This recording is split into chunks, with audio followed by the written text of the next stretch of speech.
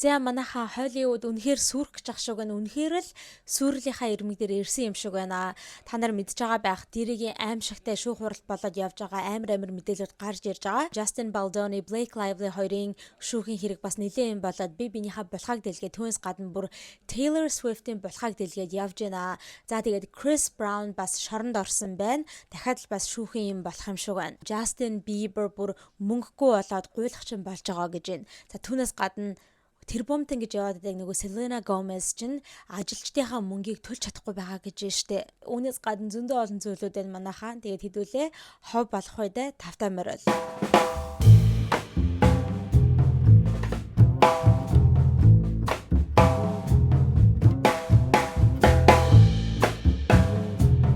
За юу ясах манайхан та бүхэнтэйгээ weekly recap-аараа уулзаагүй нилээд удчихсан байна. Бараг 2-7 хоног болчихсон байна. За тэгээд айгүй их тийм eventful 2-7 хоног байсан учраас зөндөө олон бичлэг хийх ёстой зүйлүүд гарч исэн учраас weekly recap хийж өрсөж чадахгүй явуулсныг та нар мэдж байгаа байх. Өмнөх 7 хоног болохоор нөгөө нэг Met Gala болсон. Тэгээ айгүй урт бичлэг ороосон болохоор ерөөсөө өөр зүйл хийж амжаагүй. За тэгээд түүний дараагийн 7 хоног яг юу эхэлчихсэн байгаа шүү дээ. Дэрийн хурал эхэлчихсэн байгаа болохоор би дэрийн хурал дээр 2 өдөр очоод за тэгээд тэрнийхээ бичлэгүүдийг хийх гэсээр ядж байгаа тэрний бичлэгүүд айгу урт болохоор ерөөсөө өөр бичлэг хийж амжихгүй явдсан. Тэгээд ямар ч гэсэн өнөөдөр ингээд та бүхэндээ weekly recap оруулъя гэж бодоод сууж байна.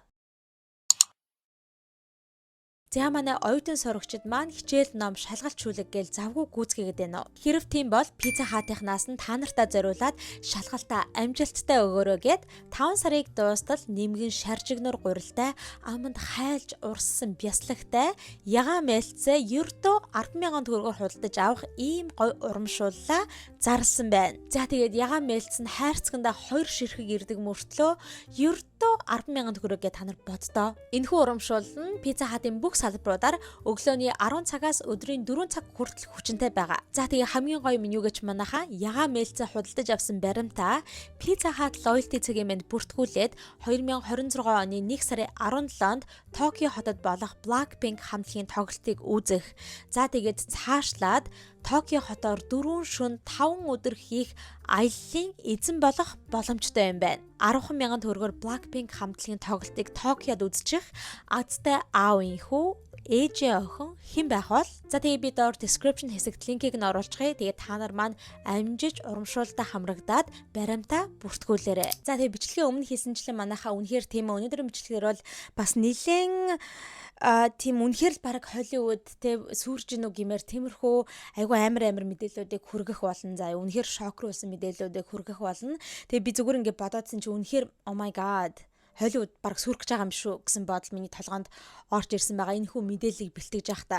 За тэг ямар ч сан хэдүүлээ эхнийхээ мэдээллүүгээ орцгоё. За эхний мэдээлэл болохоор манайхаа Justin Bieber broke болсон гэдэг тухай ярьцгаая. Justin Bieber бүр ядуураад ямар ч мөнгөгүй болоод айгүй хэцүүдж байгаа. Тэг үнэхээр амар тийм financial burdenтэй байгаа гэдэг тухай ярих гэж байна. За энэ мэдээлэл одоо ханаас гарч ирсэн бэ гэхээр TMZ гээд media outlet гэдэг те айгүй том media outlet байгаа.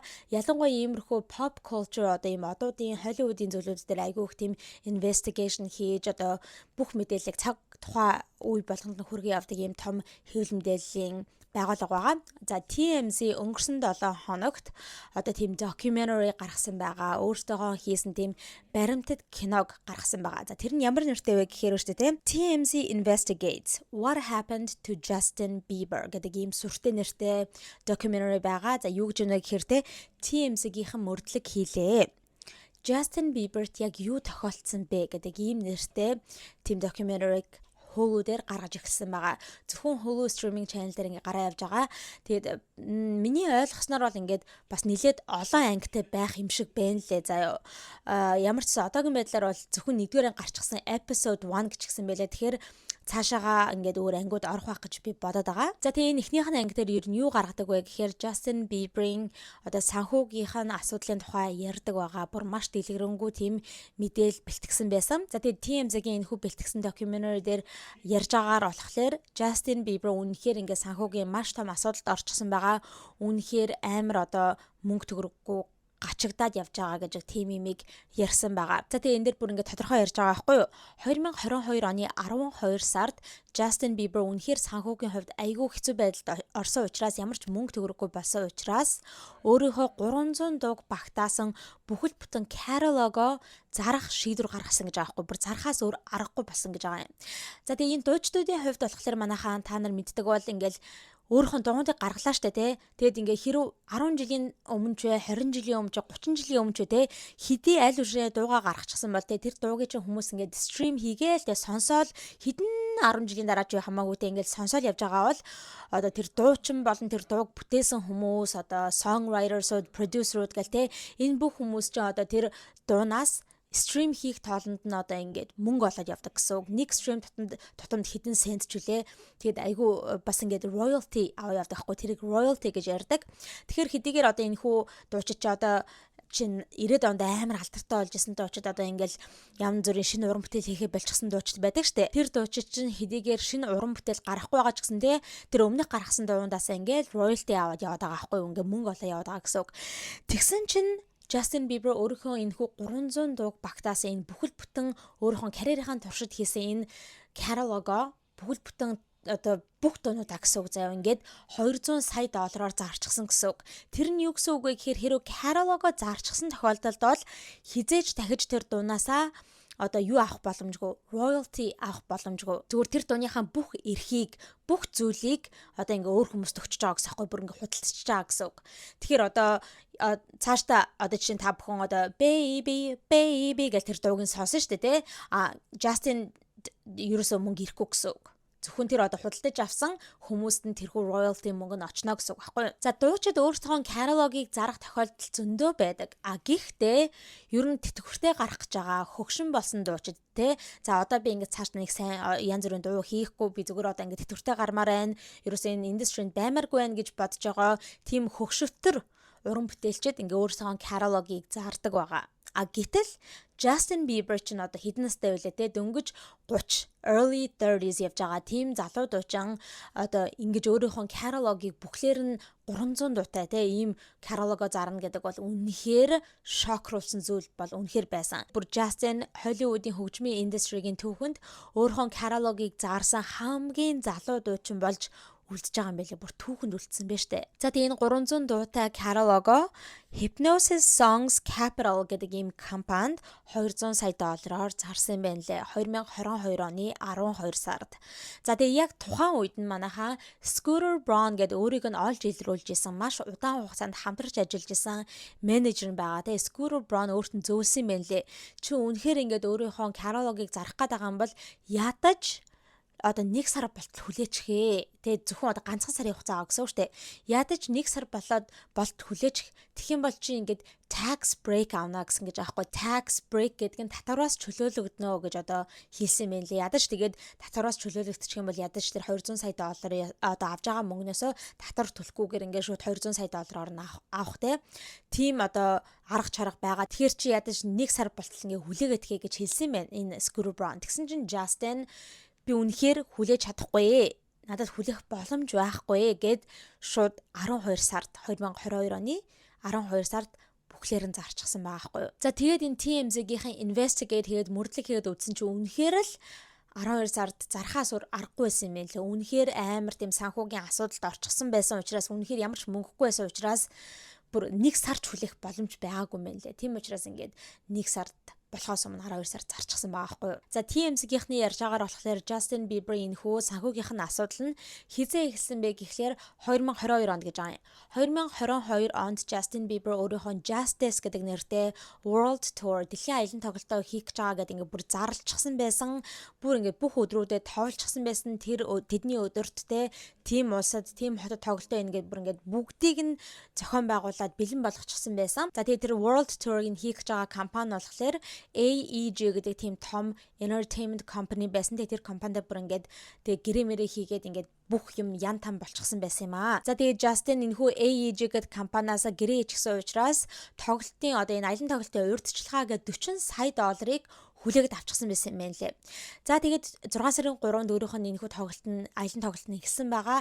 За тэгээд 3-4 тоглолт хийсний дараагаар өөрийнх нь биеийг муудаад тэгээд эмчид үзүүлсэн чинь Ramsay-Hunt syndrome гэдэг ийм өвчин туссан, эмгэг туссан байгаа олж мэдсэн байгаа. Тэгээ тэр нь болохоор ингээд эмчлүүлэхгүй яваад байх юм бол ингээд өөрийн чинь одоо нүрний одоо muscle тэгээ булчингийн ингээд ажиллагаагүй болгодог буюу ингээд яг эндээсээ дээшээ ингээд paralyzed болгодог юм байна ли мдээгүй болгодог тийм эмгэг байсан. За тэгээ тэр эмгэгтэй болцсон гэдгийг олж мэдээд тэгээд өөрийнхөө турыг тэр чигт нь cancel хийхээс өөр аргагүй болсон байгаа. За тэгээд Justin гэрээнийхаа дагуу бүх одоо аялын тоглолтод дуусгаагүй учраас энэ AEG гэдэг компанида 24 сая долларын өртөө болсон юм байна. Яг бол аль өөр 40 сая долларын урьдчилан авсан маа шүү дээ, тий. Тэгээд тэр аялын тоглолтод дуусгаагүй учраас 24 сая доллараа буцааж өгөх ёстой байсан юм байна лээ. За тэгсэн чинь ингээд Justin төлж чадахгүй байсан юм байна лээ. Тэгэнгүүт Scooter Braun өөрийнх нь менежер нь буюу одоо өөрийнх нь менежерийнх нь одоо эзэмшдэг компани болох Hybe America гэдэг тэрхүү компани нь ингээд өөрийнх нь өмнөөс төлөөд өгсөн байл та 24 сая долларыг. Гэхдээ энэ бол зүгээр ингээд би чиний мөнгө чинь төлөөд өгье гэж төлж байгаа зүйл бол биш. Зүгээр өмнөөс нь төлж өгж байгаа. Тэгээд 10 жилийн хугацаанд буцааж төлж дуусгах хэрэгтэй байсан юм байна лээ. Тэгээд баг багаар хийсээр байгаа дуусгах хэрэгтэй байсан юм байна. За тэгсэн чинь Justin Scooter Braun ганцхан удаа л төлбөр хийсэн гэж байгаа байхгүй. Ганцхан удаа ингээ хийх ёстой төлбөрөөсөө хийсэн. Тэгээ ганц удаа тэгж хийчихэд дахиж хизээч төлбөр тооцоо хийгээгүй. Ерөөсөө дахиж тэр одоо өрөө барагдуулах гад ямар ч тийм төлбөр өгөөгүй гэсэн. Тэгэл тагчиг болчихсон гэж байгаа байхгүй. За тэгээд ингээд 2022 оноос хойш Scooter Braun хүлээгэлсэн те ингээд Justin Bieber-ыг төлбөр хийх байлгүй гэж хүлээгэлсэн. Тэгсэн чинь ерөөсөө дахиж төлбөр хийгээгүй. За тэгээд ер нь энэ хоёр хоорондоо ингээд хамтарч ажиллахаа байсан гэж 2023 онд тийм яриа гарч ирсэн шүү дээ те ингээд Justin ингээд айгүй удаан хугацаанд хамтарч ажиллаж исэн менежер болох Scooter Braun-тойгоо ажиллахаа боллоо гэл. Гэхдээ тэр үед болохоор нэг тийм амар сүртэй яриа гараад л та энэ хоёр муудалцсан ч гэдэг юм уу те. Тиймэрхүү яриа ерөөсөө байгаагүй зүгээр л хамтарч ажиллахаа болсоо л гэдэг те when they're separate ways гэдэг тийм яриа гарч исэн. Тэгээ хүмүүс бол тухайн үед бол яг ямар учраас болоод ингээд салчихсан энэ гэдгийг бол мдээгүй байсан. За тэгээ түүний дараагаар ингээд баг багаар ингээд мэдээлэл гарч ирээд байсан шүү дээ. Justin Bieber, Scooter Braun айгуу дургу болсон. Тэгээд ерөөхөө хуучин менежертэй Scooter-ыг ингээд юу яаж байгаа юм шиг shade хийж байгаа юм шиг айгуу их тиймэрхүү постнууд хийж ийн. Scooter Braun ер нь ингээд өөрийг нь айгуу ашигладаг байсан юм шиг байна ч гэдэг юм уу те. Тиймэрхүү айгуу их тийм ховж өвөд эн тэндгүй яваад байсан. За тэгээд одоо хүмүүс яг юу басан тухай ингээ олж мэдж байгаа байхгүй. Яагаад энэ хоёр ингээд хамтарч ажиллахаа болсон бэ гэдэг нь тий. Яагаад гэвэл энэ мөнгөний асуудлаас болсон байгаа байхгүй. За тэгээд Scooter Braun дугаа явж байгаад ямар ч statement энэ төр хийхгүй явж байгаад сайхан гарч ирээд Justin өөрт нь 8.8 сая долларыг одоо өгөх өөртөө гэсэн тийм зүйлийг ярьсан байгаа. За тэгээ энэ нь болохоор яг тэрхүү TMZ-гийн докюментаринд нь орсон байгаа байхгүй юу. За тэгээ бүр ингээ Scooter Braun энийг ил болгож гаргахаж ярихаасаа өмнө өөрийнх нь одоо тэр Hybe America гэх тэр компани бүр одоо дотроо тэгээ тийм internal audit хийсэн байгаа хгүй. Бүр аудитын тийм ажиллагаа хийгээ бүр шалгаж үзээд тэгээ бүр тооцоог нь гаргаад Justin Bieber ихэнд Scooter Braun 8.8 сая долларын өртөө гэж одоо тийм тооцоо гаргасан байгаа. Тэгээ тэрийг нэхэмжилсэн байгаа. За тэгээ энэ одоо л ингээд Scooter Braun ил гаргаж байгаа болохоос бол энэ яг сая болсон тийм audit энэ төр бол биш юм байна лээ. Манайхан бас нэг жил мөлийн өмнө ч юм уу те болсон тийм audit юм байна лээ. За тэгээ тэрийг ингээд Scooter Braun Justin тимд нь хэлсэн байл да. Justin хэлсэндээ чи одоо надад 8.8 сая долларын өөртөө тэрийг хизээ төлөх вэ гэдгсэн. Тэгсэн чинь Justin Bieber-ийн өөрийнх нь одоо business management гэж аахгүй. За тэр business management нь хэн байсан бэ гэхээр өштэй манайха нөгөө аимшигт чөтгөр шиг эмэгтэй болох Lou Taylor гэдэг эмэгтэй байгаа. Та нар санаж байгаа бол Lou Taylor гэдэг чинь би нөгөө нэг Britney Spears-ийн тухай ярьж байгаа одоо series-д оруулж ирсэн шүү дээ. Lou Taylor чинь айгуу тийм муухай чөтгөрлөг эмэгтэй дээ бүр ингээ Britney-гийн after нийлж агаад ингээ Britney Spears-ыг conservatorship гэдэг тэр аимшигт юмд нь оруулаад өөрийнх нь мөнгө төгрөгийг одоо ингэж авахгүй чичээсэн тийм эмэгтэй байгаа. TriStar Entertainment гэдэг team entertainment одоо business management компаниг эзэмшдэг team эмэгтэй байгаа байхгүй. За тэгээд Lou Taylor Justin Bieber-ийн business manager-ээр нь ажиллаж байхдаа ингээд шалгалт хийгээд тэгээд үгүй Justin Bieber Scooter Braun мөнгө өгөх ёстой биш юм байна. Ямар ч өргөгүй. Яагаад гэх юм бол Scooter Braun Justin Bieber-т ингэж ажиллаж байгаа хугацаанд тийм ингээ менежер нь ажиллаж байгаа хугацаанд авах ёстой цалингаас 26 сая доллараар илүү тийм цалин авсан байна. Тийм болохоор харин ч эсрэгээрээ Scooter Braun, Justin Bieberт ингээд 26 сая долларыг буцааж өгөх ёстой. Тэгэхээр Justin ерөөсөө the Scooter Braun ямар ч тийм өөр шир байхгүй гэж тийм дүгнэлт гаргасан юм байна лээ. За тэгэнгүүт нь the Scooter Braun бүр шал ондоо өөртөөхөө тэр дотроо хийж байгаа audit энэ төр биш заяа. Бүр өөр audit-ийн айгүй том компанийг авчирж байгаа. Тэр компанийн нэр нь болохоор Pricewaterhouse гэдэг Америкийн айгүй том бүр тийм major audit firm юм байлаа. Айгүй тийм том аудитын firm компани. Тэр компанийг одоо hire хийж агаад дахиад audit явуулсан ба. За тэгээд тэр audit-ийн үндслэлээр тэр компани нь Scooter Braun-ы зөв байна. Scooter Braun-д Justin Bieber 8.8 сая долларын өөртөө юм байна гэж хэлсэн байгаа. Тим дүгнэлтийг гаргасан байгаа. За тэгээд ингээд Scooter Braun Justin хэлсэн байна лээ. Тэгээ би ингээ хоёр компаниар ингээд юу хийлгэлээ. Тэгээ audit хийлгэлээ. Тэгээ чи надад 8.8 сая долларын өөртөө тэрийг барагдуулаа гэсэн Justin надад үнэхээр мөнгө байхгүй гэж хэлсэн байна лээ. Надад төлөө гэсэн чи үнэхээр мөнгө байхгүй гэж хэлсэн байна лээ. Тэгэхээр одоо Scooter Braun ямар арга хэмжээ авахыг мэдэхгүй байна. Шүүхэд өгж болно. Эсвэл янз бүрийн тийм тэг хэрэг шүүхэд өгөх юм бол тэг шүүх нь одоо буруутай гэж тогтоох юм бол тэг үнэхээр ингээд Justin Bieber өөртөө гэж тогтоох юм бол Justin-ы одоо property-нүүдийг тэг үйл хөдлөх хөрөнгүүдийг ингээд seize хийгээд одоо мөнгийг нь барагдуулж магадгүй. Эсвэл өөр янз бүрийн тийм арга хэмжээ авах бах. Ямар ч гэсэн одоогийн байдлаар бол Scooter Braun ямар ч тийм арга хэмжээ аваагүй байгаа. Гэхдээ хүмүүсийн бодож байгаагаар бол одоо ингэж ил гарч ирж тэ publicly олон нийтэд ярьж байгаа нь болохоор хамгийн ихнийх нь өөрийнх нь авах гэж байгаа алхам нь байх. Тэгээ одоо хоёр дахь алхам нь болохоор ингэ шүүхт өгөх ч юм уу те. Тиймэрхүү арга хэмжээ байхаа гэж бодож байгаа. За тэгээ TMZ-ийн ярьж байгаагаар болохоор угаасаа Justin чинь бүр маш жоохон байхдаа алдар нэрт хүрсэн те айгуу тийм хит босон дуунтай. Тийм учраас доор хаяж 10 жил гэж бодно шүү дээ. Карьерийн хувьд доор хаяж 10 жил гэхэд тэр хугацаанд маш их мөнгийг олж чадсан. Тэгээ тэр мөнгөнийх нь тооцоо нь болохоор шүү дээ. 500 сая доллароос 1 тэрбум доллар хүртэлх тийм одоо ойролцоо мөнгийг олж чадсан гэж байгаа хгүй өөрийнхөө карьерийн туршид. Тэгсэн мөртлөө тэр мөнгөнийг хааччихсан бэ? Тэр мөнгөө юунд зарцуулчихсан бэ гэдэг дээр бас TMZ investigate хийсэн байгаа. TMZ-гийн олж мэдснээр болохоор шүү дээ Justin Bieber-ийн spending буюу бүр ингээд мөнгө үүрх нь бол арай л дэндүү байсан юм лээ. Тэгэд ийм үг байдаг шүү дээ living above their means. Тийм үг байдаг. Тэр нь юу вэ гэхээр өөрийнхөө цалингийн хэмжээнээс илүү одоо зарлагтай үргэлжлэлтэй амьдрнаа гэсэн үг байхгүй юу? Тим яг лайфстайлтай байсан гэдгийг ярьж исэн. Тэгээд та нар мэдчихэл байгаа шүү дээ. Одоо ингээд 2022 онд ингээд catalog-о зарчихлаа. Ямар ч royalty авахгүй байна. Тэгээ ямар ч Justin чинь шин дуу нэтэрээ альбом гаргахгүй байгаа. Ямар ч тийм tour энэ хийхгүй байгаа. Justin яг юунаас мөнгө олж байгаа вэ? Тэгээ одоо хаанаас income олж байгаа вэ? Гэдэг нь бас аягүй сонирхолтой тий. Тэгэхээр одоо хүн ямар ч орж ирж байгаа тийм тодорхой орлого цалин байхгүй байж мөнгө үрээлээ штэ тий зарлагтаа л ахаар угаасаа өөрийнх нь байгаа нэг тийм хадгаламж ч юм уу тий тэр мөнгө нь бол дуусах нь тодорхой ямар ч хүний хувьд те Justin Bieber одоо ийм од хүнч байна уу одоо бид нар шиг ийм энгийн хүмүүс ч байна уу хэрэг та нар зөвөр бодоод үз ямар ч орлогогүй мөртлөө ингээл зарлаглаад ахаар те өөрийнх нь хадгаламжинд дуусах нь бол угаасаа ойлгомжтой. Тэгээд ер нь ингээд өөрийнхөө хамаг мөнгийг тэр нөгөө 200 сая доллар те 300 дууга catalog-о зарж олсон 200 сая доллараа хүртэл ингээд 2-3 жилийн дотор ингээд дуусгачихсан байхгүй. Тийм бүр дуусгаад өөрийнхөө энэ өрийг те 8.8 сая долларынхаа өрийг хүртэл зарж чадхааргүй тийм хэмжээнд туралцсан байгаа юм байна лээ. За тэгээд тэр spending habit-нуудаас нь ярэ гэх юм болно шүү дээ. Justin Bieber-т нийтдээ 3 house-нууд, property-нууд байдаг заяа. Бүгдээрээ амар үнэтэй тийм үйл хөдлөхүүд байгаа байхгүй юу. За эхнийх нь болохоор Beverly Park Madison гээд Лос Анжелест байгаа тийм хаус нагаа. Тэр хаусыг 2020 онд худалдаж авч исэн 25.8 сая доллараар худалдаж авсан байгаамаа. За энэ хаус нь болохоор 7 унтлагын өрөөтэй, 10 бааны өрөөтэй, тэгээд бассейнтэй, тэнгуүтэй дотроо home theater тэг кино театртай ийм хаус байгаа байхгүй юу. За тэгээ энэ нь болохоор өөрсдийнх нь одоо Justin Bieber, Hailey Bieber хоёрын primary residence буюу яг өөрийнхөө амьдрдаг үндсэн гэр нь байгаа байхгүй юу. За тэгээд одоо чинь гэхэд бол энэ 25.8 сая долларын хаусыг ямар ч тийм урьдчилгаа төлөөд ингээд багаар мөнгө төлөөд явдаг тийм одоо зээлийн зүйл байгаа штэ тий. Тэгж аваагүй. За юу зүгээр шууд upfront төлчихсөн гэж аахгүй cash төлсөн. 25.8 сая долларыг зөвхөн өөрсдөө карманаас гаргаад ингээд өгчихсөн байгаа аахгүй. За тэгээ тэрэнд нь маш их мөнгө явцсан байгааг харж байгаах.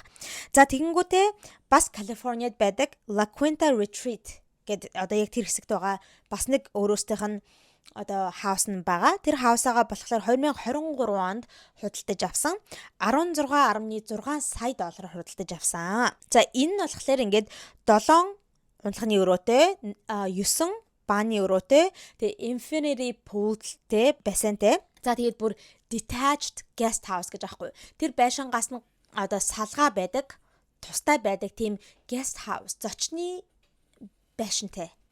Бүр тийм том одоо property-г 16.6 сая доллараар худалдаж авсан бас л cash бэлэн мөнгөөр төлчихсөн. За тэгээд түүнээс гадна Канада улсын Ontario хотод байрлаж байгаа Lakeside Mansion-тэй юм байна заяа. Энэ нь болохоор 2018 онд худалдаж авсан 5 сая долларын үнэлгээтэй тийм property байна, байшин байна. За тэгээд энэ нь болохоор 4 унтлагын өрөөтэй, 6 бааны өрөөтэй. За тэгээд бас movie theater, тэгээд дотроо кино театртай. За тэгээд private lake, хувийн нууртай ийм одоо байшин худалдаж авсан байна. Бас л upfront буюу cash мөнгө төлж авсан ба. За тэгээ та нар ингээд тооцоол үзтээ 5 сая доллар, 16.6 сая доллар, 25.8 сая доллар гэлтэй ингээд шууд cash гэл төлчихсөн байгаа. За тэгээ хэдийгээр ингээд cash худалдаад авцсан ч гэсэндээ ингээд ямар ч мөнгө төлбөр төлөхгүй ингээд сайхан одоо болчлоо гэсэн үг бол биш. Америкийн property tax-нууд ялангуяа одоо Justin-ийн энэхүү property-нуудад байгаа газар буюу California мужид айгүй тийм property tax өндөртэй газар байхгүй юу? Үйл хөдлөх газрын одоо татвар амар өндөртэй газар бүр айгүй амар үнэтэй такснууд татваруудыг төлдөг. Ялангуяа таны одоо байшин чинь тэгээ property чинь хэр өндөр үнэлгээтэй байна. Тэр өндөр үнэлгээсээ одоо адилхан дагаад тийм өндөр үнэтэй property tax-нуудыг төлнө гэсэн үг. За тэгээд тэр одоо том байшингуудыгаа том property-нуудаа upkeep хийх гэж тэ ингэж одоо айтайхан shape-нд байлгах гэж, айтайхан одоо өнгөцтэй байлгах гэж тэрэнд айгүй их мөнгө төлнө штэ. Зүгээр бодоод үзчих. Тэр house-ны чинь уртлын yard-ыг нь одоо тэ өвс зүлгийг нь янзлна. За тэгэл тэр пүүлийг нь цэвэрлэн. Тэгэл зүгээр та нар төсөөлөл үзчихтэй айгүй их мөнгө зарлагдаж байгаа. Энэ үйл хөдлөхүүд нь аль үшээ мөнгө яваад байгаа аахгүй те айгүй их мөнгө явж байгаа. За тэгээ машинуудыг нь яриаг юм бол Justin Bieber нийтдээ 8 машин, өөрийнх нь хувийн машин. За тэгээ Hailey Bieber нийтдээ 5 машинтай байгаа. Ингээд энэ хоёр нийлээд ийм амар олон машинтай те. Машинуудаас нь дурдах юм бол шүү дээ. Bugatti Grand Sport, Ferrari 458 Italia, Lamborghini, Cadillac CTS V Coupe, Fisker Karma, Audi R8, Rolls-Royce, Tesla Cybertruck гэх мэтчлийн 8 машинтай. Hailey Bieber машинууд нь болохоор Lamborghini Mercedes-Benz G63 AMG, Porsche Cayenne GTS, Tesla Model X, Range Rover Sports SVR гэх мэтчлэн ийм 5 машинтай байгаа байхгүй юу. Нийтдээ энэ хоёр ингээ 13 машинтай. Бүгдээрээ ингээд тансаг зэрэглэлийн luxury машинууд байгаа. За түүнээс гадна жишээ өгье гэх юм бол те Justice гэж тэр 2022 онд ингээд юу асан cancel хийсэн аялын тоглолт нэ штэ те. Тэгээ тэр аялын тоглолтоо нэг 3-4 тоглолтыг аль биш хийчихсэн байсан гэсэн штэ. Тэр үеэрээ Justin Bieber бүр ингээд insist хийгээд би 8 ширхэг аялын автобустай байна гэж бүр insist хийсээр байгаад 8 ширхэг аялын автобустай байсан. Тэгэл тэрэнд нь өөрөө ч байхаас гадна өөрийнх нь мейкап, тэгэл одоо өөрийнх нь хувцс хонорын багийнхан, тэгэл юу ядгийн те өөрийнх нь crew гэдэг тэр хүмүүс нь тэр одоо автобуснууд нь байна гэсэн үг. Бүхэл бүтэн 8 автобус гэж байгаа байхгүй. Тэгээ бүр нэг автобусаа бүр ингээ renovate хийсэн байна л манайхаа. Тэр 2 сая доллараар renovate хийсэн гэж байгаа байхгүй. Зөвхөн тэр автобусаа renovate одоо шинжлэхийн тулд 2 сая долларыг зарцуулсан заяа. За тэгэнгүүтээ айгүй үнэтэй хувийн онгоцтой jetнүүдээр ингэж нисдэг байсан. Тэг бодоод үзэлтэй те. Зөвхөн тэр 3-4 тоглолт хийхдээ л аль үшээ тийм амар их одоо те мөнгө үрчгсэн. За тэгээ бас түүнээс гадна Hailey Bieber-ийн spending limit амар байсан гэж ярьж байсан. За айгүй их мөнгө үрдэг байсан Hailey Bieber. Одоо чинь гэх юм бол шүү дээ яг тэр Justice touring үеэр одоо Hailey Bieber бас ингээл одоо Justin тоглолт моглолтын дээр очих гол ингээд өөрөө нисгэж байгаа байхгүй юу. Тэгээ тэр үедээ ингээд Justin-ы багийнхан Hailey Bieber-т ингээд санал болгоод өөр юу гэсэн юм бэ? Jet, хувийн private jet ингээд санал болгосон. Тэгсэн чинь Hailey Bieber үгүй наадах чинь жижиг юм байна. Би ингээд Kylie Jenner-тай адилхан хэмжээний тийм том private jetтэй баймаар байна. Хувийн онгоцтой баймаар байна. Хэрвээ Kylie-гийнхаа жижигхэн байвал би авахгүй гэсэн юм байна. Тэгсэн чинь ингээд Justin-ы багийнхан үгүй та энийг авчихал та гэдэг ингээд санал болгоцсон юм байна л да. Арай жоохон жижигхэн. Тэгсэн чинь үгүй Kylie-гийнхаас л жижигхэн бол би авахгүй шүү гэж хэлсэн юм байна лээ. Тэгээ бүр ингээд Kylie-гийн private jetтэй адилхан хэмжээтэйг авахгүй тийм үнэтэй private jet авсан гэж байгаа байхгүй. Тэгсэн мөртлөө өөрсдийнх нь санхүүд нь байгаагүй. Тэгэхээр одоо тэгж хэлээд штэ living above their means. Тэ өөрсдийнхөө одоо олж байгаагаас илүү зарлагдаад байгаа байхгүй. Тэгж тийм амьдралаар амьдраад байгаа гэсэн үг. Тэгээ түүнээс гадна Justin Bieber нэг Coachella руу явахдаа найзуудыгаа авчраад ингэж Coachella руу яваад нийтдээ $300,000 үрсэн гэж байгаа байхгүй. Найзуудынхаа бүх мөнгийг төлдөг гинэ. Одоо тэр Coachella-гийн үеэр хэрэлж байгаа одоо өөс-мөөстэй за тэгэл ингээл уух юмны мөнгө юу ч ядгийн те одоо хотелных нь мөнгнүүд resort-ных нь мөнгнүүд Coachella руу орж байгаа тэр нөгөө нэг пасснуудынх нь мөнгө гэл бүх мөнгийг төлөөд ингээ бүр өөрөө $300,000 гэхэд нэг Coachella-гийн weekend тэр үрдэг гэж байгаа байхгүй. За тэгээ бүр ийм амар гаралхтай гэр бүл учраас тэгээд ингээд санхүүгийн үнэхээр амар тийм the financial burden орсон юм байна лээ. За тэгээ бүр ингээд нэг хэсэг амар тийм үнэхээр санхүүгийн асуудалд орчихсон учраас бүр ингээд гольф тоглох мөнгө байхгүйсэн гэж байгаа байхгүй. Өөрөө гольф одоо тоглох дуртай юм байна л да. Гэхдээ гольф тоглоход ч одоо бид нар одоо өөрсдийнхөө энгийн хүмүүсийн гольф тоглож байгаатай ингэж төсөөлж болохгүй шүү дээ. Энэ одууд чинь хамгийн тансаг, хамгийн дээд зэрэглэлийн гэсэн тийм golf club-ууд руу тиймэрхүү resort club-ууд руу очиод одоо golf тоглодог. Тэгэхэд бол нэг round golf гэхэд амар үнэтэй байгаа нь угаасаа ойлгомжтой тийм үү. За тэгээ бүр ингээ golf тоглох мөнгөгүйсэн болохоор Will Bracey гэж залуу тэр залуу болохоор нөгөө Fifth Harmony-гийн гишүүн байсан Ali Brooke гэдэг дуучин байдаг штэ. Тэр дуучны одоо сүд залуу. За тэгээд бас одоо Justin-ы одоо найз ч юм уу тэг хамтарч ажиллаж байгаа хүн гэсэн үг. Тэг яаж яагаад энэ залуу нөгөө нэг Justin яваад байдаг сүм байдаг штэ тий. Тэр сүмд амар хамааралтай хүн заяа. Айгу бас ингэж тэр сүмд оролцож явдаг хүн. Тэр залуугаас ингээд кредит картыг нь авж агаад тий чи хадад кредит карта хэрэглүүлчих гэж бүр ингээд гуйж авж агаад тэр гольф тоглох одоо тооцоогоо хийсэн гэж байгаа байхгүй.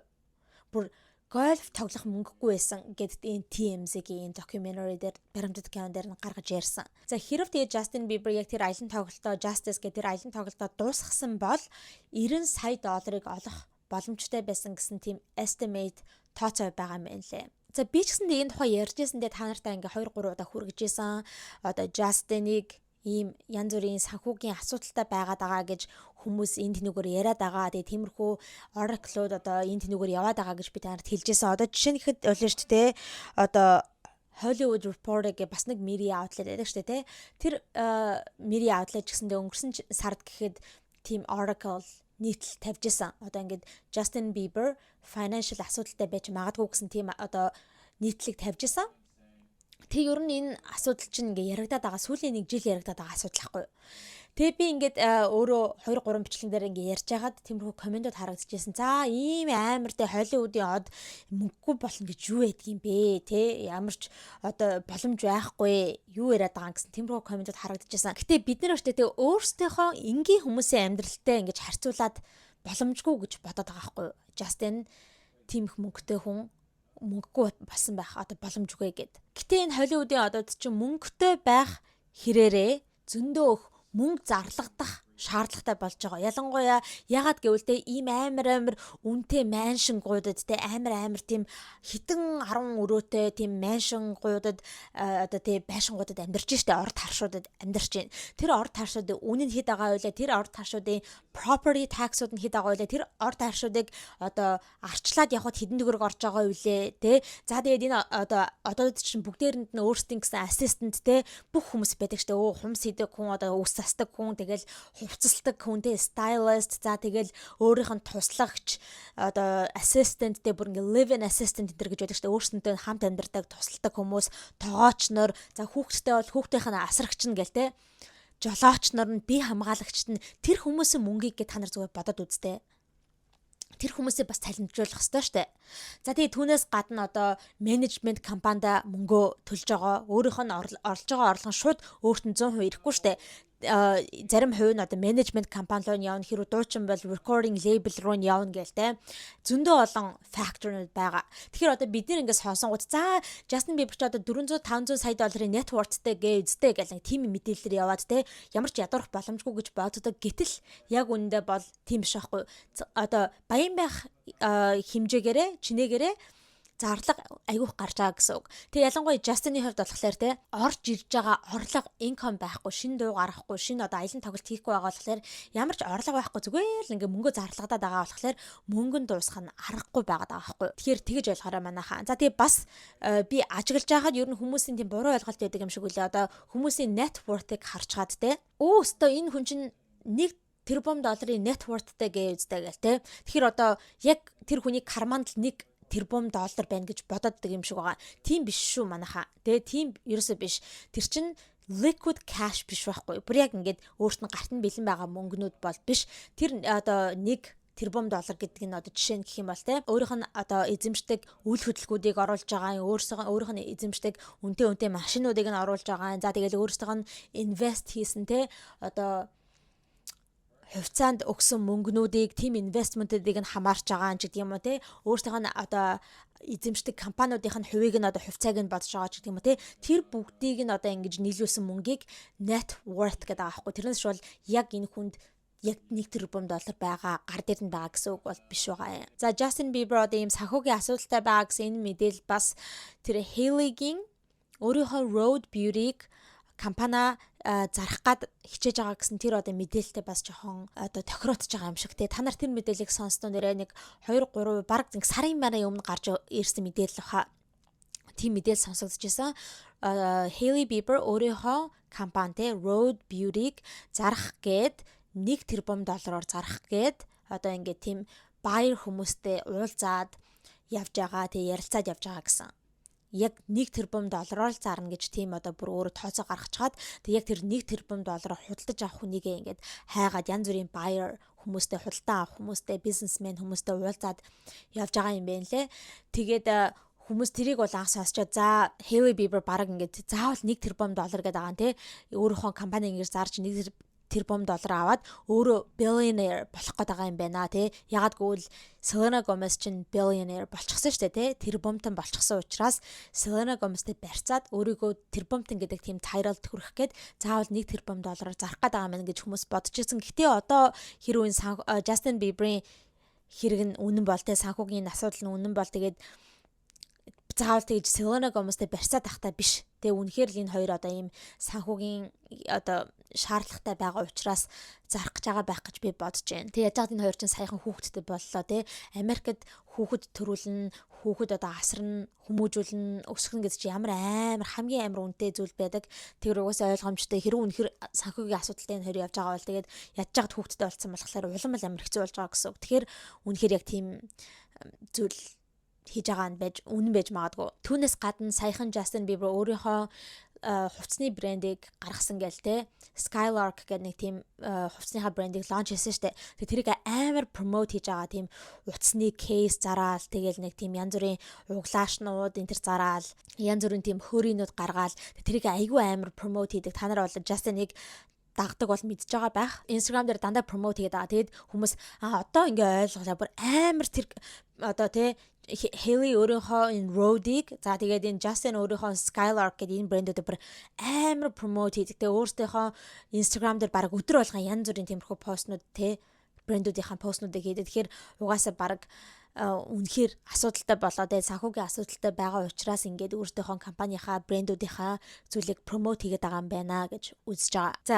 Justin Bieber-ийн санхүүгийн асуудал дээр болохоор ийм байна. Ямар ч байсан энэ TMZ ийм амар documentary гаргасан байгаа. Тэгээ та нар өөрснөө үзмээр байгаа бол Hulu streaming channel-аар үзээрэй. Тэгээд одоогоор болохоор яг нэг анги нь орчихсон байгаа. Гэтэ цаашдаа бол өөр ангиуд орох байх гэж бодож байгаа. За үүнээс гадна Justin Bieber-ийн тухай гарсан шинэ мэдээлэл юу вэ гэхлээр өнгөрсөн 7 хоногт гарсан яг дэрийн шүүх хурал ихсний дараагаар гарсан мэдээлэл байгаа. За тэр нь юу вэ гэх юм бол Justin Bieber-ийн representative хүмүүс буюу төлөөлөгч нар нь TMZ-д тийм албан ёсны мэдээлэл хүргүүлсэн байна лээ. Тэрэн дээрээ болохоор Justin Bieber дэрийн хохирогч бишээ. Ямар ч дэрийтэй тийм янз бүрийн холбоо үүсгэж байгаагүй.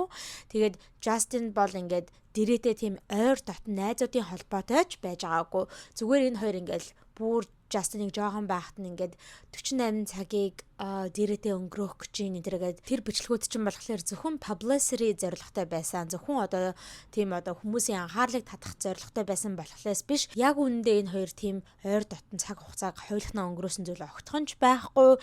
Энэ хоёр тийм хоорондоо найз нөхдийн ч холбоотой биш. Зүгээр л одоо industry-нд бие бинийгээ таньдаг одоо хальт мэддэг хүмүүсээ. Тэгэхээр одоо ингээд энэ худлаа мэдээлэл яваад байгаа Justin Bieber жоохон байхдаа тинейжер байхдаа дээрээд ингэж хүчндүүлж исэн, хүчрхийлүүлж исэн, victim байсан гэх мэтчлийн энэ худлаа мэдээллүүдийг бид нэр тастан зогсоомоор байна гэж ингэж одоо төлөөлөгч нар нь аль бие ёсоор TMZ мэдгдсэн байна лээ. За тэгээ түүнээс гадна үргэлжлүүлээд одоо ингэж Justin Bieber хэдийгээр хохирогч нь биш ч гэлээдээ ингэж хүмүүст одоо Justin Bieber бол дэрийн хохирогч гэж яриад байгаа нь бол яг үнэнгээсээ дэрийд одоо хүчндүүлсэн, хүчрхийлүүлсэн тийм хохирогч хүмүүст айгүй муугаар нөлөөлж байгаа. Тэр жинхнээсээ хохирогч болсон хүмүүст нь санаа тавих хэрэгтэй. Ягаад гэвэл дэрийн хохирогч хүмүүс зөндөө байгаа. Яг жинхэнэ хохирогч нар нь тэгж яагаад ингэж хохирогч болоогүй, хизээч хохирогч байгаагүй ийм хүнийг ингэж оруулж ирээд хохирогчоо гэдэг байгаа нь бол яг жинхэнэ хохирогч нарт буруугаар нөлөөлж гэсэн тийм зүйлийг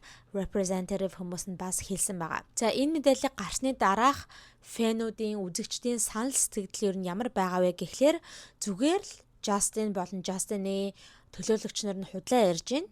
Зүгээр cover хийх гэж бодсон байгаа. Зүгээр л өөрөө ингээд тэрэндээ ингээд own up хэмээргүй санагдаад өөрөө ингээд дэрийн хохирогч гэдэг нэрийг зүүмээргүй байгаа учраас өөрийнхөө нэрийг тэндээс татаж авах гээд ийм тайлбар хийж ингэж бодсон. Тэрнээс бол угаасаа ойлгомжтой. Яаж бодсон Justin бол ингээд дэрийн хохирогч нь бүр ингээд зөндөө олон баримтууд байгаа. Тэгээд Justin болон Jaden Smith хоёрын ингээд хүчндүүлж байгаа бичлэг хүртэл олцсон гэж тэгжсэн шүү дээ. Нэг хүн ингээ олсон. Тэгээд тэр хүн бүр ингээд шүүхийн 12 таархтны шүүгч нарын өмнө очиод ингээд witness testimony хүртэл өгж исэн. Тэгэхээр хүмүүс бол энэ одоо төлөөлөгчдийнх нь statement-д ерөөсөө итгэхгүй байгаа.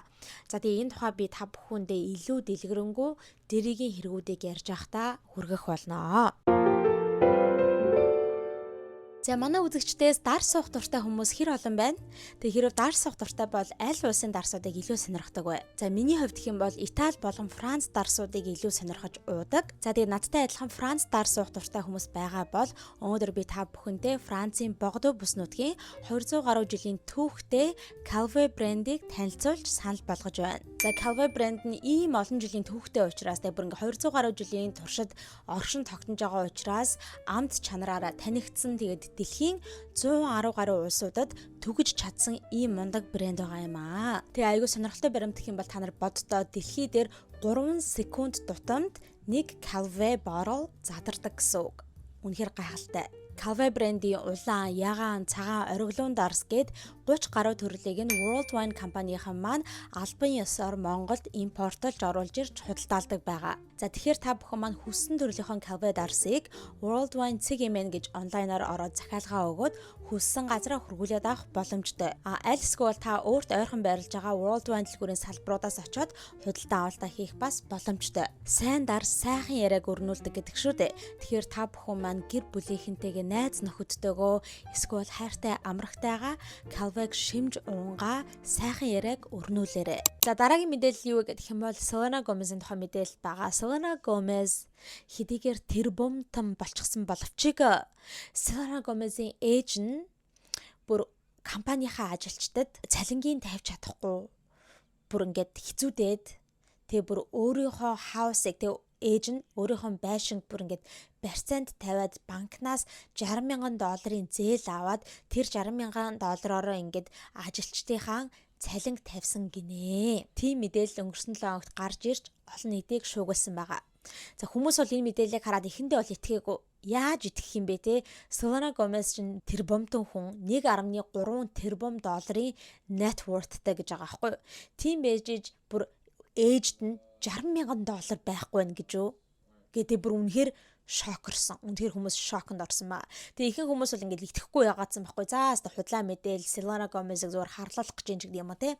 Тиймэрхүү одоо реакшнууд байсан. За тэгсэн чинь энэ мэдээлэл хаанаас гарч ирсэн бэ гэхээр Forbes magazine бас л том media outlet те Forbes тийм article тавьсан байгаа. Selena Gomez-ийн ээж Mandy Tiffy Selena Gomez-тэй хамтарч ингэж байгуулсан одоо тийм startup company байгаа Wondermind гэдэг хүмүүсийн сэтгцийн эрүүл мэнд дээр ингэж зөвлөгөө өгдөг тийм компани байгаа. Тэр компанийхаа ажилчдад мөнгийг нь цалингийн тавьж чадахгүй, сүүлийн 2 цалингийн тавьж чадахгүй, тэгээ ажилчид нь ингээд Forbes magazine-д одоо мэдээлэл хүргэсэн гэж аахгүй бид нэр туслаач ийм энийг ярьж өгөөч ингээд бидний цалин тавихгүй байна гэж одоо Forbes-д мэдээ хүргэсэн юм байна лээ. Тийм учраас ингээд Forbes magazine энэ тухай ийм article нийтлэл гаргасан байгаа. 2021 онд Selena Gomez за тэгээ Selena Gomez-ийн ээж болох Mandy Tiffy тэгээд entrepreneur эмэгтэй болох Daniela Pearson гэдэг энэ гурав нийлж агаад Wondermind гэдэг нэртэй ийм mental health сэтгэл зүйн зөвлөгөө өгдөг ийм компанийг стартапыг байгуулсан юм байна лээ. За тэгээ энэ компани нь болохоор ингээд дандаа сэтгэл зүйн эрүүл мэндэд зориулсан тиймэрхүү зүйлүүдийг хийдэг, тиймэрхүү non-profit тэ орлогын бус тиймэрхүү одоо fundraising-уудыг одоо явуулдаг ч гэх юм уу те тиймэрхүү зөндөө зүйлүүдийг хийдэг. За байгуулагдсныхаа эхний жил буюу 2021 онд тийм fundraising явуулаад тэ мөнгө босгох тийм одоо үйл ажиллагаа явуулаад $5 сая олсон юм байна лээ. Тэгээ тэрийг ингээд эрүүл мэндийн байгууллагуудад одоо сэтгцэн эрүүл мэндийн байгууллагуудад ингээд хандуулж байсан. За дараагийнхаа жилийн ч гэсэндээ бас $5 сая ингээд хандуулсан юм байна лээ. Одоо босгоод тэгээд хандуулж чадсан юм байна лээ. За тэгээ 2023 онд Daniela Pearson гэдэг тэр нөгөө нэг эмэгтэй нь одоо яг энэ компаниас ингээд бүр мөсөн гараад удирдлагаас нь step down хийгээд тэгээд яг CEO яг гол захирлантай гүйцэтгэх захирал нь болохоор Selena Gomez-ийн ээж нь буюу Mandy Tiffy болсон юм байна лээ. За тэгээд Selena Gomez угаасаа айгуу тийм завгүй тэгээ өөрийнх нь Rare Beauty-нд байгаа. Тэгэл Rare Beauty Impact гэж байдаг штэ тий. Тэр Rare Beauty компанид зориулж хийдэг тийм бас Impact гэдэг нэг тийм бас л нэг тийм сэтгцэн эрүүл мэндэд тий mental health-д зориулсан нэг тийм хэсэг компанийн хэсэг байдаг. Тэрийгээ одоо авч явж байгаа. Түүнээс гадна ингээл дуучин тэгэл жүжигчин зөндөө олон кинонд цувралуудад ингээд тоглоо явж байгаа болохоор угаасаа завгүй байгаа учраас ингээд ээжтэй бүр энэ компани ингээд хариуц болчихсон байна л да. Тийм учраас ингээд ээж нь бүр ингээд 2023 оны 1 сараас ахуулаад яг main CEO нь болсон юм байна лээ. За тэгээ Forbes мэдээ хүргэсэн энэ хүү ажилчдын нь ярьж байгаагаар болохоор ер нь 2023 оны 1 сараас ахуулаад ингээд яг энэ Selena Gomez-ийн ээж нь яг жинхэнэ одоо гүйцэтгэх захирал нь болсноос хойш бол ингээд ер нь бүх юм болохоо байж эхэлсэн гэдгийг ярьсан. Ер нь айгуу тийм замбраагүй болж эхэлсэн. Ер нь энэ Mandy Tiffy ерөөсөө бизнесийн тал дээр айгүй тийм ухаалаг биш хүн байна гэдгийг одоо ажилчид нь ажигласан гэдгсэн. Бизнесийн тал дээр айгүй их тийм алдаа гаргадаг, ерөөсөө тийм шийдвэр гаргаж чаддаггүй. Ер нь ажилчдыгаа ингээд удирдаад аваад явж чаддаггүй тийм эмэгтэй байна гэж ажилчид нь хэлсэн юм байна лээ. За тийм учраас ингээд бүр айгүй их хэмжээний өрөнд ороод ажилчдынхаа одоо тэгээ сүүлийн 2 цалингийн тавьж өгч чадахгүй. Түүнээс гадна хамтарч ажилласан айгүй их тийм vendor-нуудыг тэгээ одоо янз бүрийн ивентүүд дээр хамтарч ажилласан vendor-нуудыг, компаниудыг, freelancer хүмүүсийг тэгээ хуваарь ажилладаг тийм хүмүүс энэ төр гээд тийм хамтарч ажилласан хүмүүстэй хүртэл ингээд өгөх хөстэй хөлсийг нь өгч чадаагүй. Тэгээ тэр хүмүүсийн хөлс гээд $100,000 давчихсан тийм хөлс байгаа гэсэн. Түүнээс гадна PR firm тэ одоо хамтарч ажилласан маркетинг компанид хүртэл ингээд $60,000 өөртөө явж байгаа юм байна лээ.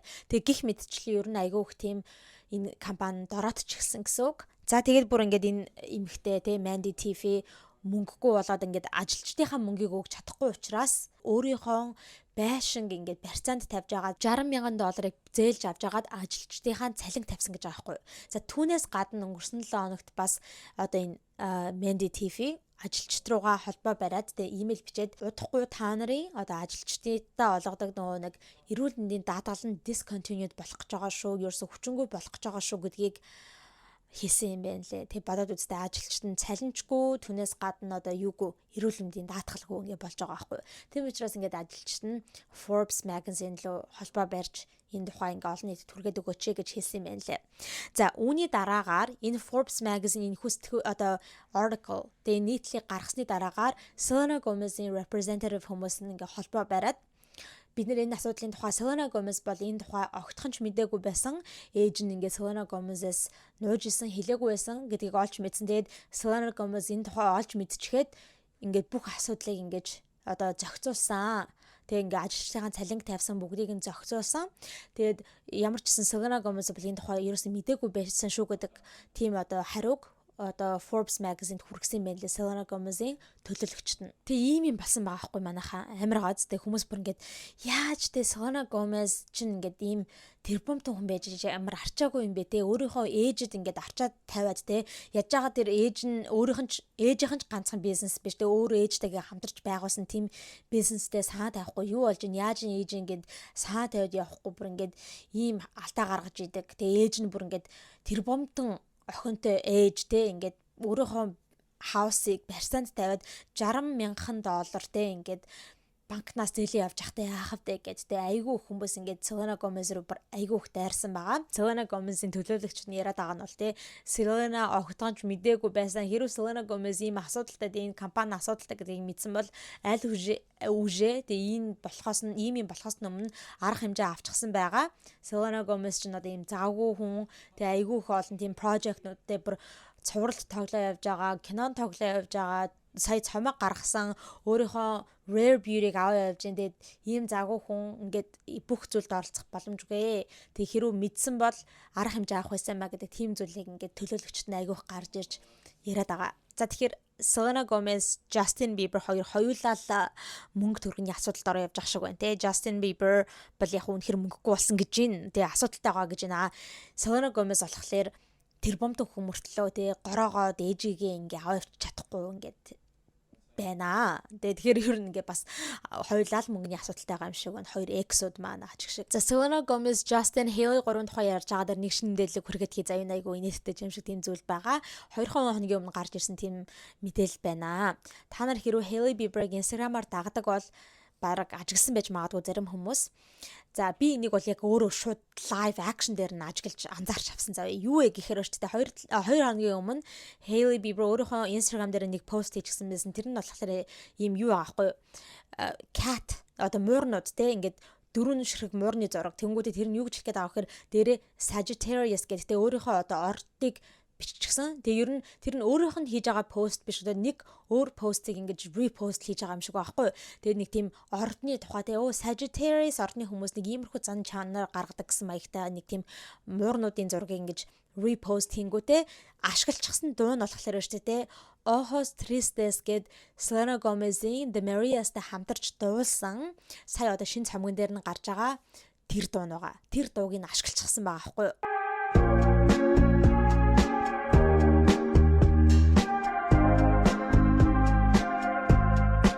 Selena Gomez-ийн дуу байна гэдгийг нь олж мэдснийхаа дараагаар айгүй хурдан тэр одоо сторигоо устгахчихсан. Тэгээд хүмүүстэй бөө юм болсон заяа. Яг Selena Gomez-ийн дуу гэж мдээгүй ингээл ашиглангуудаа устгацсан юм шиг байна.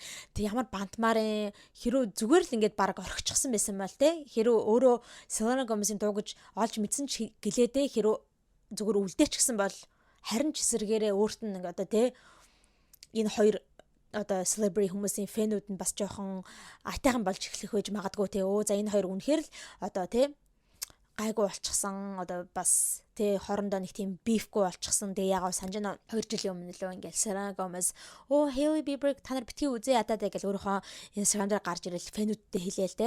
Тэгээд энэ Selena Gomez Hailey Bieber-ыг дагаад тэгээд Hailey Bieber ч гэсэндээ эргүүлж Instagram дээр дагаад энэ хоёр бол би нэг Instagram дээр дагдаг шүү дээ тий. Тэгээ тийм учраас одоо ингээ хэрөө Hailey Bieber яг үнэхээр Selena Gomez-ийн дуугуудыг мэдсэн ч гэсэндээ тэр постоо үлдээч гсэн байсан бол харин ч эсэргээрээ ямар хөөрхийн Hailey Bieber ингээ Selena Gomez-ийн дууг ашиглаж ингэж бодох байсан. Гэтэл одоо тэрийг мэдэнгүүтээ устгацсан байгаа нь айгүй тийм харин ч айгүй тэнэг харагдуулж байна гэдэг тий. Хүмүүс тэрийг амар ярьж байгаа. За тэгээд бас тэрэндээ хандаж хэлж байгаа юм шиг тэр постээ устгасан дээр хандаж хэлж байгаа юм шиг дараад нь дахиад нэг постыг дараад нь хийчихсэн байсан. Тэрэн дээр бас нэг муурны зураг тавингуутай өчтөр намайг одоо миний хийсэн тэнэг үйлдэлүүдийг уучлаарай. Би тэр үед ингээд яатсан байсан ч юм аа гэлөө нэг тийм бас нэг тийм уйдгартай тийм гунигтай муурны тийм зураг мөргийг тавьчихсан байсан. Тэр нь баг өөрийнхөө дээр устгасан постныхаа тухай яриад байгаа юм биш үү? Би өстө андуураа тийм алдаа гаргаад юм хийчихсэн байлээ. Намайг уучлаарай гэж хэлж байгаа юм биш үү гэд хүмүүс тэгж бодсон байгаа. За дараагийн мэдээлэл болохоор Chris Brown-ы arrest байна манайхаа. Chris Brown баривчлагдсан байгаа. За өнгөрсөн 7 хоногийн 4 дахь өдөр Chris Brown Англид явж агаад баривчлагдсан байна. Яг баривчлагдсан үедээ болохоор Salford's Lowry Hotel гэдэг тийм зочд буудалд байж байхдаа баривчлагджээ. За яагаад баривчлагдах болсон бэ гэхээр үстэй те 2023 онд Лондонгийн нэг тийм клубд заяа Tape Club гэдэг тийм шөнийн клубд байж байхдаа одоо нэг тийм music producer хүн заяа хөгжмийн продюсер залуу болох Abe Diao гэсэн баха. Abe Diao баха. I don't know how to pronounce it. Ийм нэртэй одоо music producer-ыг шилээр заяа одоо архины шилээр зодсон байгаа байхгүй юу? Амар тийм aggressively, амар тийм violently зодсон юм байна. Тэр зүйлээс нь болоод тэр инцидентээс нь болоод одоо ингээд Англид байж хат нь Английн одоо цагдаагийн байгууллагын баривчилж авсан юм байна. Тэгээ бүр бодоод үзтээ 2023 онд болсон үйл явдлыг одоо баривчилж ин гэхээр яг 2 жилийн дараагаар ингэж баривчилж авсан байгаа байхгүй юу? Тэр өөрийнх нь баривчлагдсан хотел нь болохоор шүү дээ Манчестерт байдаг хотел юм байна. Манчестерт байсан гэсэн үг. Тэгээд Крис Браун яагаад Англид явж исэн бэ гэхээр өөрөө цадах чи ингээд аялын тоглолтыг явж исэн. 6-7 сард ингээд Англид аялын тоглолтууд хийх хэрэгтэй байсан юм байна. Тийм учраас ингээд Манчестерт очичихсан байж ахтаа ингээд баривчлагдсан байна. За тэгээ баривчлагдчихад шүүгчийн өмнө очисан байгаа. Тэгээ тэр шүүгч нь болохоор бонд төлжтэй одоо бейл төлж гарахыг зөвшөөрөөгүй. Одоо ингээд баривчлагдсан ч гэсэндээ хүмүүс барьцаа төлөөд шүүхийн өдөр болон болтол ингээд барьцаа төлөөд гараад эрх чөлөөтэй байгаа явж болдог штэ тий. Тэрийг нь deny хийсэн байгаа шүүгч нь. Тэгэхээр Крис Браун одоо шүүхийнхаа өдөр болтол шоронд байх юм байна лээ. За тэгээд шүүх нь болохоор 6 сарын 13-ны өдөр товлогдчихсан байгаа гэсэн. Гэхдээ энэ нь болохоор Манчестерт болохгүй юм байна лээ. Манчестерийн тэр шүүгч нь таны хэрэг чинь одоо айгүй том хэрэг учраас айгүй тийм serious хэрэг учраас арай том шүүхийн танхим руу буюу одоо Лондонд байрлаж байгаа тэр одоо шүүх рүү явна гэж хэлсэн юм байна лээ. Тэгэхээр 6 сарын 13-ны өдөр одоо Лондонгийн Southwark Crown Court гэдэг ийм шүүхийн танхимд болох нь байна. За тэгээд тэндээс одоо хамаг юм шийдэгдэнэ гэсэн үг юм байна лээ. За тэгээд тэр 6 сарын 13-ны хүртэл ямар ч гэсэн шоронд байна гэсэн үг. Тийм учраас өөрийнхөө аялын тоглолтыг цаашаа өргөжлүүлж чадахгүй болж байгаа гэсэн үг. Яагаад гэх юм бол одоо жишээ нь 6 сарын 8-нд Амстердамд аялын тоглолтоо хийх ёстой байсан юм лээ. За тэгээд түүний дараагаар Герман руу очиод тоглолт хийх байсан юм лээ. Тэнгүүдээ дараад нь буцаж Англид хурж ирээд 6-7 сард ингээд битүү Англид тоглолтууд хийх ёстой байсан юм лээ. Тэгсэн чи одоо ингээд шоронд орчих байгаа болохоор тэр тоглолтуудад туцлахаас өөр аргагүй болж байгаа гэсэн үг. За ямар ч гэсэн ийм зүйл болсон байна. Тэгээд хүмүүс бол үнэхээр Крис Браун одоо бүр болио гэдэг аахгүй бүр ингээд өөрөө амар anger issueтэй байгаа гэдэг нь угаасаа ойлгомжтой байна. Тэгээ угаасаа хүмүүс энэ тухай мэдтгэл байсан шүү дээ. Крис Брауныг айгүй тийм уур уцаартай тий айгүй тийм уурлахаараа aggressive violent болдог. Хүн амьтныг барьж зоддог. Одоо тэгээд тэр үед яаж илаа тий Rihanna өөрийнхөө girlfriend-ийг тий найз охиныгоо уурандаа барьж аваад эмэгтэй хүнийг амар зодоод хайчихсан шүү дээ тий. Тэгэл одоо энэ залуу дээр жишээ нь. Тэгээ ер нь иймэрхүү тохиолдол зөндөө байгаад байсан Крис Брауны хувьд ингээл хүмүүсийг урандаа авч зодсон энэ дээрээ ингээ хашгирч энэ дээрээ болсон те ер нь тэгээ ойлгомжтой anger issue-тэй хүн байхгүй. Гэхдээ энэ anger issue дээр ямар ч тийм арга хэмжээ авдаггүй ийм anger issue-ний уул нь уулзалт энэ дээрээ therapy энэ гэж байдаг штэ те. Тэгэхээр тийм юмд явахгүй ингээл хүн амьтантай зодолдоод зодоо ингээ яваад байгаа болохоор ингээ бүр өөрийнхөө карьерийг дуусгах нэ гэж бодож байгаа. Тэгээ хүмүүс яаж одоо хүртэл ингээд Крис Брауны фэн гэдэг хүмүүс байдаг байна те. 2-3 ийм тохиолдол гаргаад ялангуяа тэр сүүлийн те одоо хамгийн ноцтой нь бол тэр эмэгтэй хүнийг зодсон. Тэгээ өөрийнхөө найз охиныг Rihanna-г бүр ахымгүй болон зодоо хийцсэн байсан те. Тэгээ яаж хүмүүс одоо тэрний дараа ингээд Крис Брауны фэн гэж явж чаддаг байна гэдэг хүмүүс айгүй их тэрийг одоо сөхөж гаргаж ярьж байгаа гэсэн үг. За дараагийн мэдээлэл болохоор Blake Lively, Justin Baldoni хоёрын шүүхийн хэрэг байна. Дэрийн шүүхийн хэргийг яа гэж хахтдээ энэ хоёр бас ингээд нэг хөрхөн жижигхэн хурган шүүхийг яваад хань те. Justin Baldoni, Blake Lively хоёр чи яагаад нөгөө нэг Enzo-тас гэх тэр кинонд тоглоо те. Тэр кинон дээр тоглож байхдаа нэг бөөйн болоод те.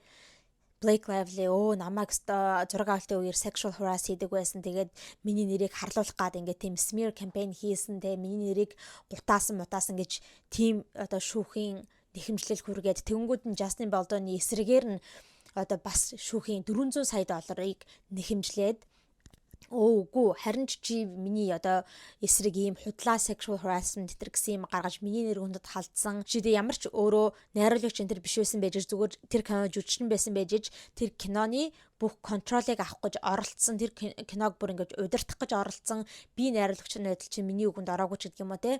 Тэгэд энэ киноны одоо бүх одоо creative control-ыг чи авсан, чи болон чиний нөхөр чинь те Ryan Reynolds авсан.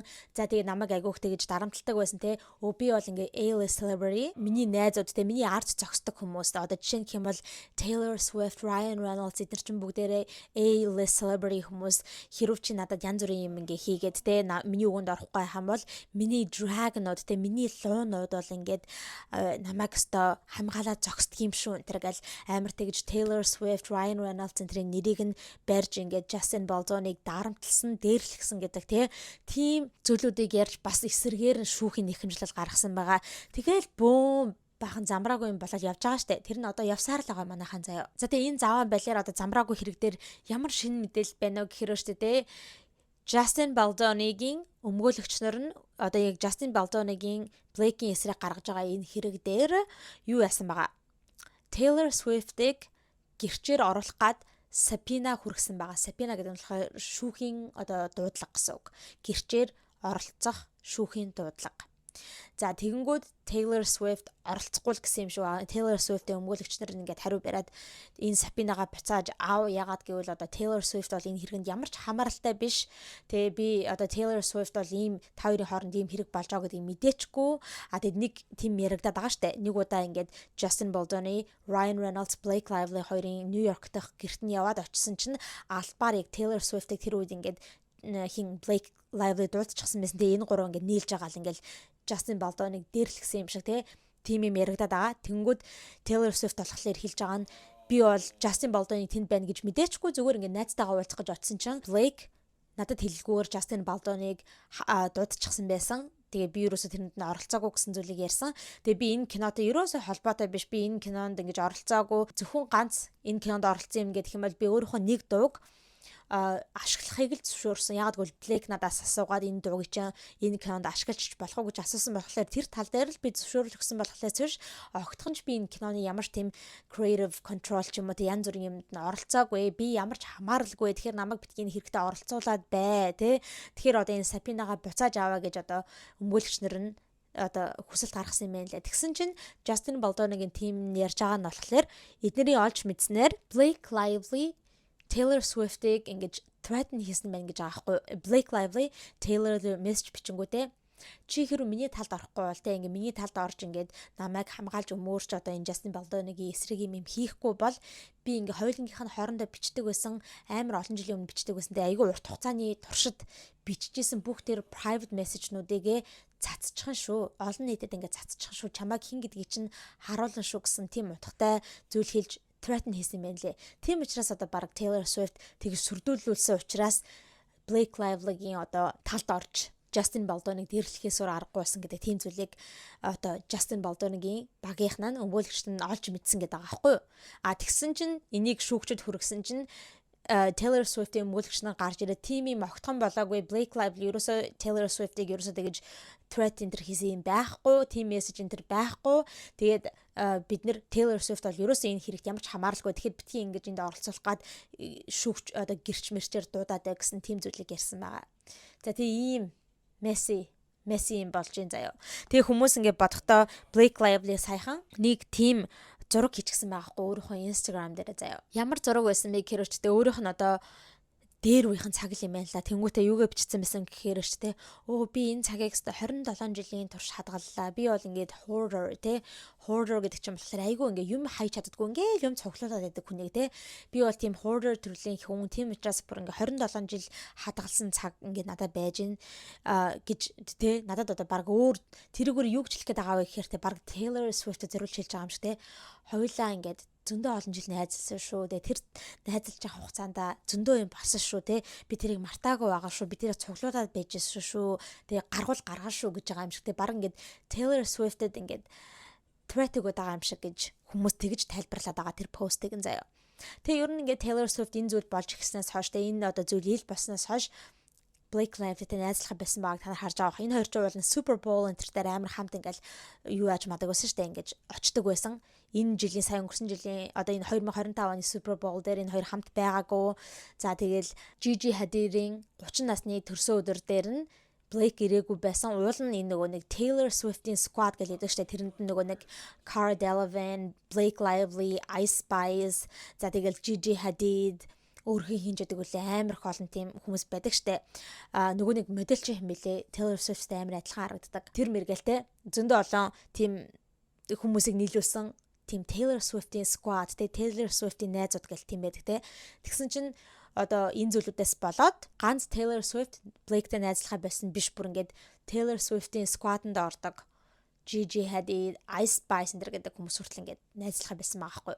Cara Delevingne, Blake Lively unfollow хийчихсэн байсан гэсэн, Ice Spice бас unfollow хийчихсэн. Тэгээ Gigi Hadid хиний Blake Lively өөрийнхөө 30 насны өдөр дээр төрсөн өдөр дээр урайгүй гэсэн. Тэгээ ер нь жиж байгаа юм шиг байлаа. За тэгээ дараагийнхаа мэдээллийг хүргэе. Энэ мэдээлэл болохоор өнөөдөрхөн гарч ирсэн мэдээлэл байгаа. Тэгээ ер нь Hollywood-ийн мэдээлэл биш ч гэсэндээ би зөвхөн хүргэчихье гэж бодсон. Айгүй харамсалтай мэдээ учраас юу вэ гэхлээр Америкийн ерөнхийлөгч байсан Joe Biden өөрийгөө одоо prostate cancer буюу түрүү булчирхай хор тавдартай болсон гэдгээ олж мэдсэн байлээ. Тэгээ тэрийг өнөөдөр ингээ бүтэн сайнны өдөр загаарлсан байгаа. Тэгээд urinary symptoms ингээ байгаадсан гинэ жоохон тийм завиртай байсан болохоор 5 дахь өдөр очиод эмчид үзүүлсэн чинь тэгээ шинжилгээ хийлгээд тэгсэн чинь одоо ийм юутай түрүү булчирхай хор тавдартай бүр хор тавдарнда бүр хамгийн severe stage дээр байна гэсэн хамгийн одоо сүүлийнхаа үе шат дээр явж байгаа тийм амар одоо хор тавдартай байна гэж хэлсэн байна лээ. Тэгээ тэр нь бүр аль үшрээ ингээд юу л яснууд руу ингээд шилжчихсэн, халдварлчихсан байна гэсэн. Тэгэхээр айгүй одоо хэцүү байдалтай байгаа юм байна лээ. Тэгээ Joe Biden ч одоо 82 настай шүү дээ тий. Тэгээд үнэхээр л хэцүү байгаа байх. Тэгээд хүмүүс бодсон байхгүй баг ийм болоод те ийм хор тавдартай гэдгээ олж мэдээд гээгүнтхийн өөрийнхөө нэрийг татаж аваад сонгуулийн те сая өнгөрсөн жил болсон сонгуулийн нэр дэвшилтээс нэрээ татаж авсан байхаа гэж бодсон. Тэгсэн чинь энэ өөрийнх нь гаргасан стейтментээс нь харахад бол өнгөрсөн 5 дахь өдөр олж мэдсэн гэж байгаа байхгүй. Тэгэхээр үгүй байх л гэж бодож байна. Одоо л олж мэдж байгаа байх те. Тэгэж одоо өвчтэй гэдгээ олж мэдснээс болоод нэрээ татсан гэж бодохгүй байна. За ямар ч гэсэн ийм харамсалтай зүйл болсон байна. Тэгээ энэ мэдээллийг сонсцохоо зөндөө олон улс төрчид том бизнесмен хүмүүс одоо тэгээ ингээ санаа зовсон тухайга мэдээлэл хүргээд тэгээ хурдан эдгээрээ таны төлөө залбирчин шүү ч гэдэг юм уу тиймэрхүү мэдээллүүд их хийсэн байгаа. За тэгээ Trump энэ тухай сонсцоход бас өөрийн стейтментээ гаргасан байлээ. We extend our warmest and best wishes to Jill and the family. We wish Joe a fast and successful recovery гэсэн тийм одоо стейтментийг хүргэсэн байна лээ. За тэгээд Kamala Harris, Joe Biden-ий Vice President байсан Kamala Harris ч гэсэндээ өөрөө стейтмент хүргэсэн. Тэгээд хэлэхдээ болохоор би бол ингээд Joe-г сайн мэднэ. Joe бол айгүй тийм дайчин эрэлхэг одоо тийм хүн. Тийм болохоор би энэ өвчнийг даваад гарна гэдэгт итгэлтэй байна. Амжилт хүсье Joe гэсэндээ тийм одоо heartfelt тийм стейтментийг хүргэсэн байна лээ. За хамгийн сүүлийн мэдээлэл нь манайхаа энэ бол сонирхолтой байх болов уу гэж одоо та нартаа хүргэж байгаа заяа.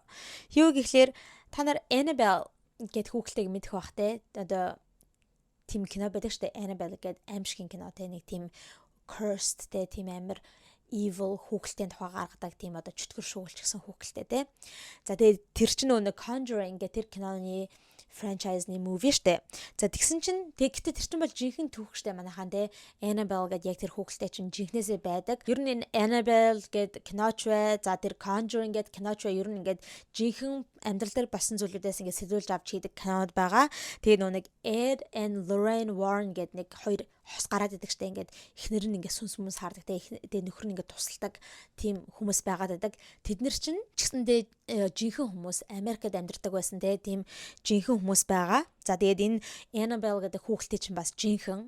Тэгээд энэ Ed Lorraine хоёрын одоо өөртөөх нь гэр байдаг. Тэгээд тэр гэртээ тийм Warren's Occult Museum гэх тийм музейтэй. Тэр гэхдээ музей дотор нь ингээд өөртөөх нь амьдралынхаа карьерийнхаа туршид ингээд олж авсан одоо өөртөө сүнсийг нь чөтгөргөн зайлуулж ирсэн тиймэрхүү бүх одоо эд хэрэгсэл чөтгөр шүглсэн эд хэрэгсэл юу ч байдгийн те тэр бүх юмнуудаа ингээд тэр музейндээ ингээд хадгалдаг байсан. Та нар киноноос санаж байгаа байхдаа тэр киног үзчихсэн бол за тэр музей чинь ч гэсэндээ жинхэнэ музей. Гэхдээ энэ Ed Lorraine хоёр бол одоо ингээд өөрснөө нас барчсан байгаа. Тэгсэн чинь яасан бэ гэхээр штэ те манайхаа энэ Annabelle гэдэг хүүхэлдэйг хүмүүс аваад тэр байшингаас нь тэр музейгээс нь гаргаад заяа бүр аль биесээр Америкаар ингээд аялан тоглолт хийлгүүлж гинэ. Тоглоомчгүй манайха би тоглоогүй байна.